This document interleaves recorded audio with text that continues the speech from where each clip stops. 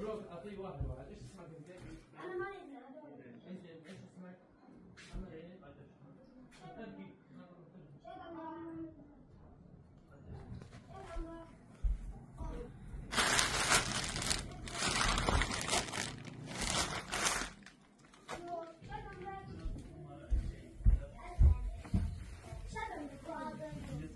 شو عمرك؟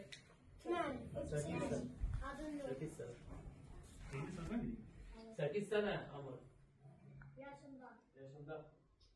8 yaş. Sınıf 2. Tamam, öbürü? En küçük Yaş? Bisküvi. 5 yaş. Mektep yok. Hadi şuraya Allah bardak şuna.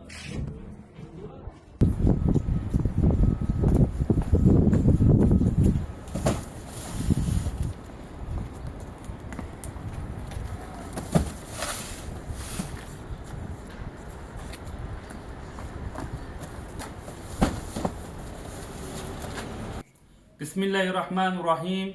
Rahmet, bereket ve dayanışma ayı olan Ramazan vesilesiyle ihtiyaç sahibi ailelerimize yönelik yardım kolisi dağıtımımızı gerçekleştirmekteyiz. Toplumsal yardımlaşma ve kardeşlik duygularının en yoğun şekilde hissedildiği bu mübarek ayda Avrupa Yetim Eli'nin desteğiyle bu kolilerimizi hazırladık. Hazırlanan yardım kolileri temel gıda ve ihtiyaç malzemelerinden oluşturmakta olup deprem bölgesi olan Kahramanmaraş'ımızda tespit edilen ihtiyaç sahiplerimize ulaştıracağız inşallah. Bu kolilerin hazırlanmasında emeği geçen Avrupa Yetim Eli'ne ve destek veren hayırseverlerine teşekkür ediyor, şükranlarımızı sunuyoruz.